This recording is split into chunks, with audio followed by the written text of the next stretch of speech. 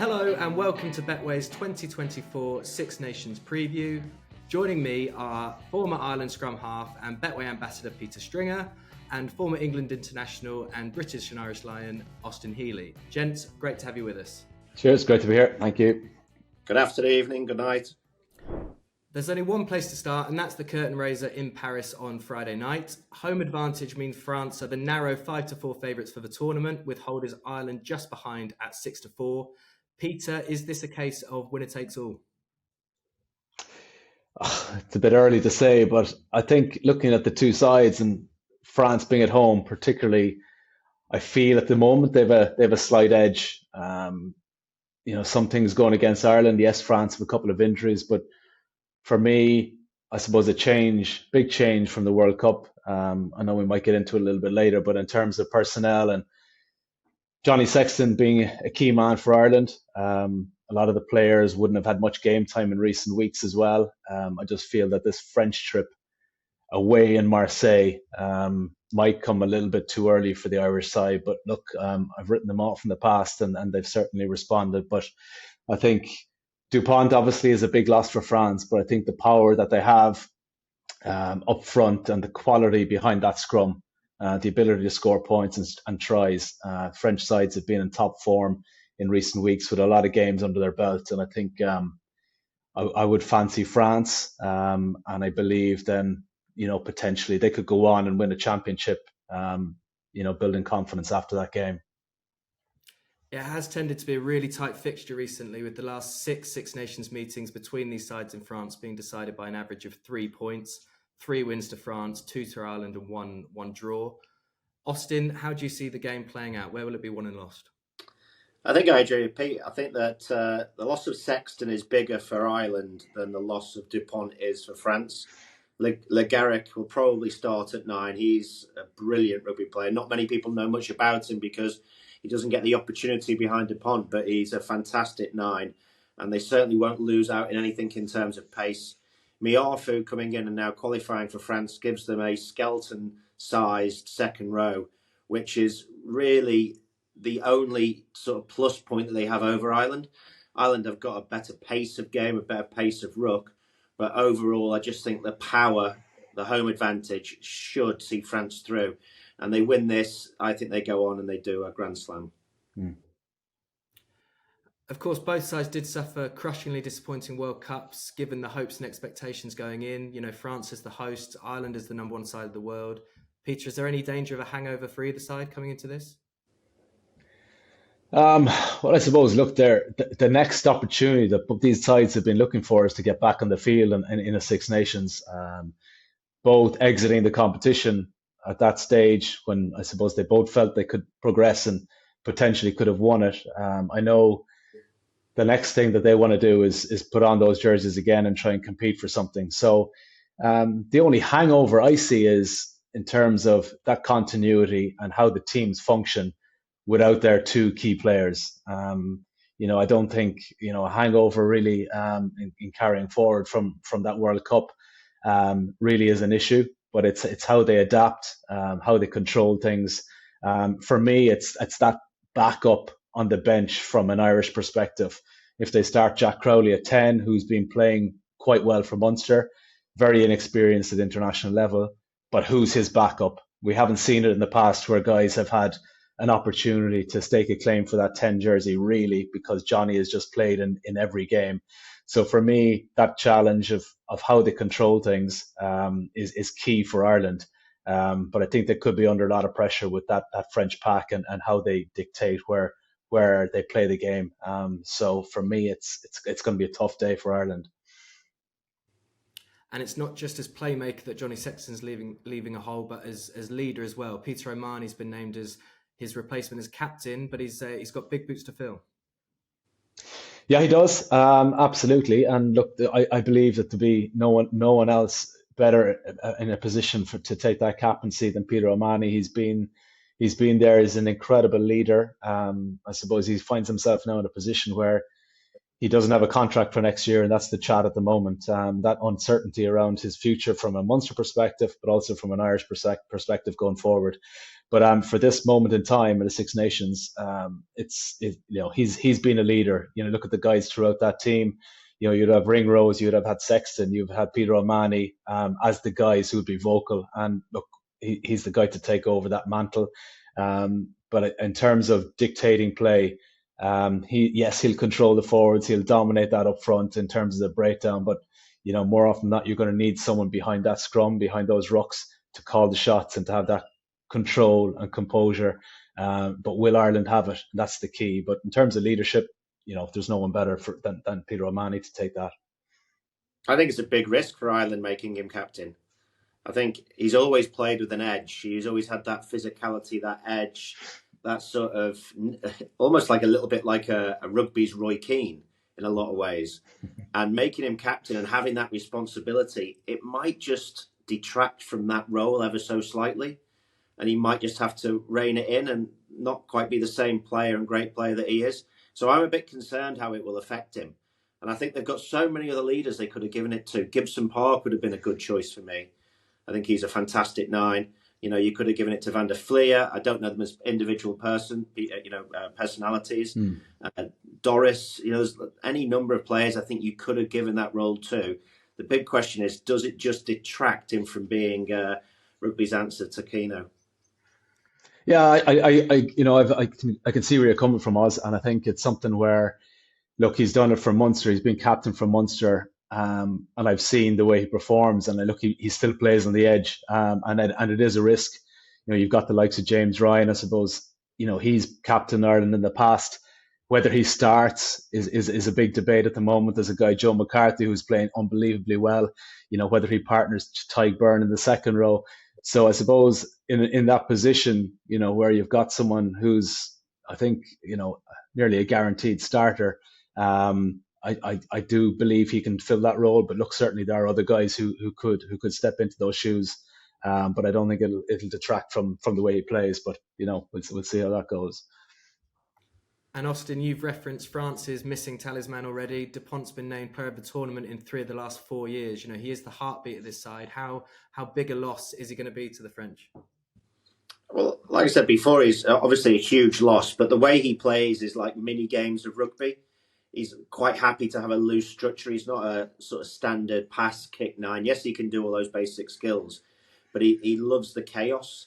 And the physicality and power that he possesses and the low centre of gravity means that he excels in those situations. The Garrick is very, very similar. When he's playing for Racing, he likes a loose game. He likes balls being bounced behind him on the floor, reacting and taking on attack and defence. So I think it'll be a big loss, but, you've got great players still there. Antonio, Aldrit, Miafu, who I mentioned before. They're just a huge, huge pack. And then you've got Ramos behind the scrum, who's the best goal kicker in Europe, and everything he seems to touch at the minute turns into a try. So they've got attacking genius and they've got flair and an enormous pack that maybe that Irish pack hasn't faced for a long time.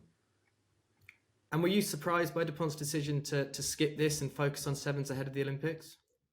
I understand the thought process of trying to change your training regime to be more anaerobic and being able to play for that 7 minutes under a very high intensity and change your body. But I think he could probably have done that in 6 weeks at the end of the season.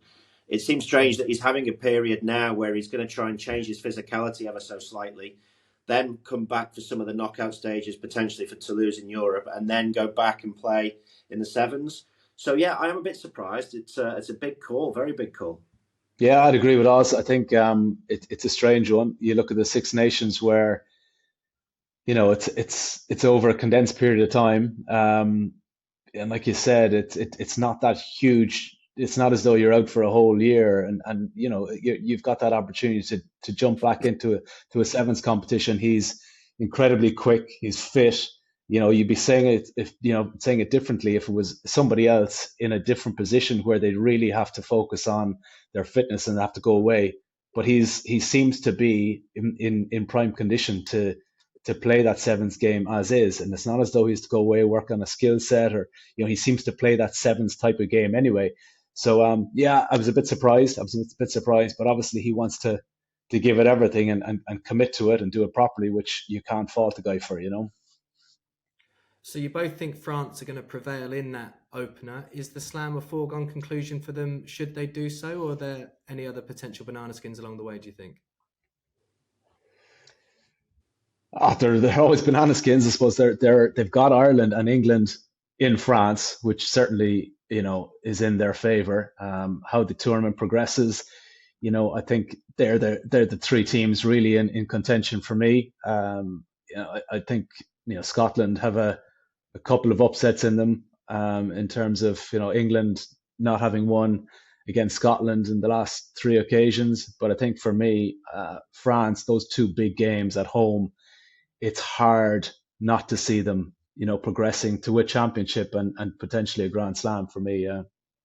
Yeah, I agree. I don't. If they win the first game, I think they go all the way. Ideally, I'd like Ireland to win, and then it could go to being a 3-horse race down to the last Saturday, which would be perfect for everyone. I'd love to see Ireland win. Then I'd like to see England beat Ireland in round 4, and then it all come down to the final weekend. I'm not biased. It's just what I'd like. Yeah. So you both agree France for the Grand Slam, which is available at 12 to 5. The rest of the home nations are very well spaced out in those outright prices. So England are the third favourites at 5 to 1, Scotland fourth at 14 to 1, Wales fifth at 22 to 1. Peter, do you think the rest of the home nations are going to finish in that order, or are there any fixtures you think could spring a surprise? I don't know, like Wales at the moment.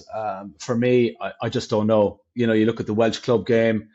In terms of the way it's gone, it's just you never get a gauge on how they transition into international rugby because it's just one of the most bizarre circumstances where they're in URC and Champions Cup, they just don't perform. And then all of a sudden for Wales, but they are going through this transition where they've got a lot of young guys in there and really an unknown entity. That game against Scotland would be interesting to see, but like I said, Scotland for me, they always talk a good game and never seem to back it up in throughout a Six Nations. So yeah, I could see a couple of upsets in them, but in terms of that, I think that the list you've mentioned there and the order, I can just see it going to plan in that way. You mentioned Scotland's record, particularly in Cardiff. It's not great at all. I think they've won one of their 13 visits to the Principality. That was all the way back in 2002. Favouritism for that match has swung back and forth this week, but currently Scotland are the 7 to 10 favourites with Wales at 11 to 10. Austin, who would your money be on for that one? All my money on Scotland for that one. I think it's. I think Scottish rugby has got a lot more experience in it. If you look in the Wales squad, they've only got 5 players over 50 caps. It's a very, very young squad. Their club game isn't going, as String said, particularly well. And they just seem to be a nation a little bit in transition into recirculating the talent. So I think, I'd be putting money on Scotland for that, definitely. I think Wales are going to have a difficult tournament and could end up in a fight in that later games with Italy to see who finishes bottom. And of course, their preparation's been far from ideal with the news that Louis Rees-Zammit is quitting rugby with immediate effect in order to pursue a career in the NFL. Austin, what did you make of that announcement? I think it's great. I think I've seen he's taken a little bit of stick in social media, but you've got to think about your career here. He's going to be getting paid potentially. He could be getting paid $500,000 a game for going over there and playing NFL on a world stage. I think it's fantastic. Good luck to him. I hope it comes off. It's highly unlikely that he's going to get anywhere. It's only really kickers that have succeeded in the past and maybe 2 or 3 others. But, I wish him all the best. I hope it comes off. I hope he ends up as a running back and we're all watching him on TV and many people are eating their words when he's just signed a new $3 million deal per game for the next 3 years. Good luck to him. He's a young guy. He should go and experience things. What did you make of it, Peter? Yeah, look, he's young enough to go give it a try, and if it doesn't work, come back. He'll have plenty of opportunities. It'll open up that scope for him, right across the world. Whichever rugby club will want him when he comes back, if that's the case. So, brilliant, fair play, and it's a great avenue and a great pathway. You see other guys, Christian Wade, Hayden Smith, when I was a Sarri, is a guy who went off to the Jets as well. So there are opportunities, and he's, like a guy who's not yet in his prime, but he's a serious athlete. So yeah, good luck to him. So we covered Dupont, Sexton, Rees-Zammit. Of course, England are heading into this tournament without their captain and record point scorer. Austin, what do you think would constitute a successful tournament for them coming off the back of the World Cup? And how do you think they should go about rebuilding that 10, 12, 13 axis without Owen Farrell?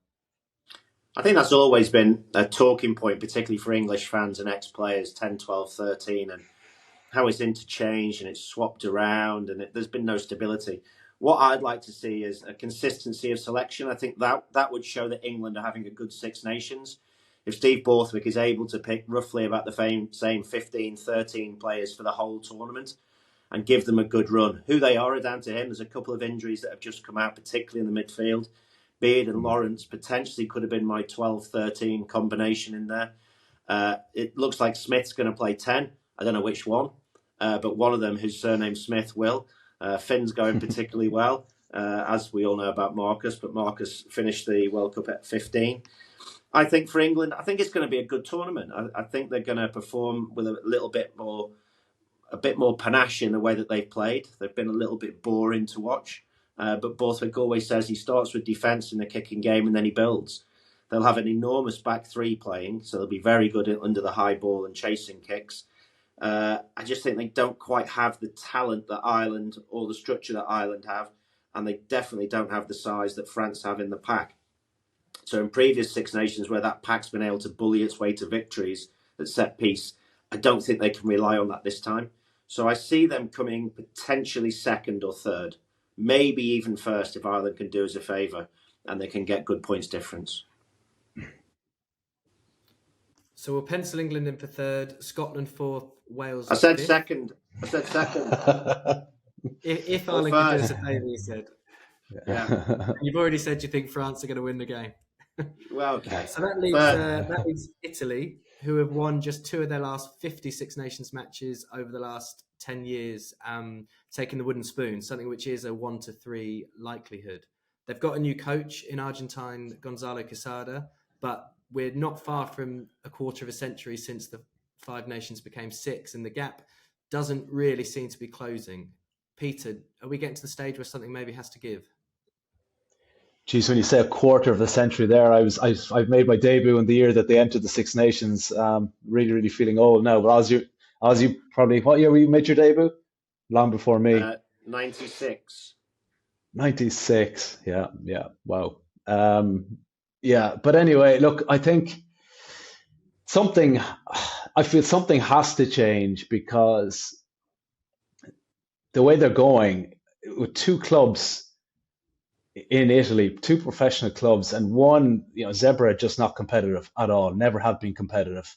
Benetton, have a good season and then they're down, up and down. And I think as a game, to try and build a national team to play in the Six Nations on 2 professional teams, look, I know Scotland have done it, but Italy, just the proof is in the pudding. There's something, and I don't like to, bring in a relegation because I don't like to see teams, chopping and changing.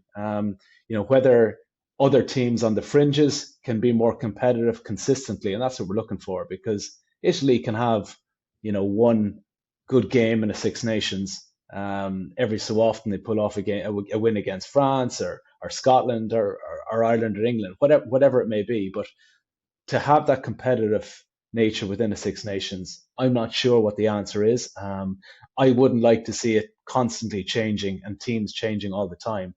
And whether you've got that competition and, for the second tier nations more consistently, I think to get these teams up to that standards potentially, that's what we want from World Rugby. We want to get the likes of, in the Southern Hemisphere, Fiji playing more regularly. And we saw that, how competitive they were in the World Cup. So, have these teams playing against top tier nations more often, to try and bring up that standard. So it's it's just disappointing. Italy have never kicked on. They've tried to change that kind of grassroots structure with Conor O'Shea going in there, and that's build it from the bottom up. But it's a hard country to try and build the profile of rugby when you've got football as your number one sport. So yeah, I'm not sure really what the answer is, going back to your question. Austin, any ideas? Look, if you're talking, by the way, I was 10 in 1996 when I made my debut. I think that if you look at Italy this year, I think this is going to be a good year for them. Benetton are second in the URC. They're actually playing really good rugby, Benetton. They've got 17 of those players in the squad. Their backs look quite exciting. You've got Capuzzo, Bruno, Mori, Gobisi at 10, I would pick, rather than Allen. So I think they'll have a good year. England are the only side they've never beaten in the Six Nations. And I think that could be a potential banana skin in the first game. England notoriously don't start the tournament well, haven't done in the previous years. Away in Rome, it's been okay for them recently, but I think that could be a scare for England. The game against Wales, I think, will be a big game, and I can see them not finishing bottom this year. We've also got to give them a little bit of credit because every other side in that tournament has got 50 years experience on them. So it's very difficult for them to bridge that gap. I know we said 20 years, but the other sides have been in that tournament for a really long time. How would you get Portugal and Georgia in? Do you expand the tournament to make it the Seven Nations? I don't know. But I agree. I only think you have relegation if you've got something better to put in place. Maybe there's some kind of playoff. Maybe the second tier is made a little bit stronger. I know that's been something they've spoken about. But I think Italy will have a good year this year. And if I wouldn't be betting on that 1-3 wooden spoon, that's for sure. Interesting. So we covered the teams. Let's move on to the players. Quick fire. Can you each tell me your picks for top try scorer, player of the tournament, and one to watch? Peter, let's start with you.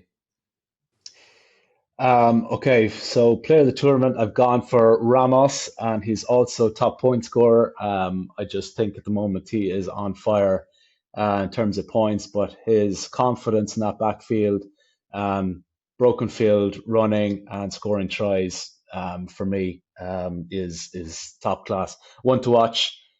I love watching him, Damien Penaud, in terms of tries, just work rate, flair, just something special. So yeah, they're my two guys in those three positions. And Austin? My player of the tournament, I've gone for Greg Aldrit. Every time he plays at the minute for La Rochelle, he gets man of the match, mainly because I'm picking it and I like him. Outside of that, top try scorer, I've gone joint between Penaud and Sheehan. Sheehan just finds his way to the line. Ireland are very good at peel plays and line outs, front and back, and he's normally either him or Van der Fleer on the end of them. Top point scorer, I've gone for Ramos. I agree. I just don't know whether I think he will kick, but might be a bit of an argument in training with Jalibert who's going to kick. So they've both got high 80 percentages off the tee. Whoever it kicks for France will be the top point scorer. So Penaud is the favourite for top try scorer at 33-10. If you fancy Austin's shout of Dan Sheehan, he's 13-1. That concludes this 2024 Six Nations preview. You can check out all of Betway's outright prices in the link in the description, while we're also offering money back as a free bet on all matches if there's a red card. Austin, Peter, thank you so much for your time and your insights, and I hope you both enjoy the tournament. Cheers. Thank you. Thanks a lot.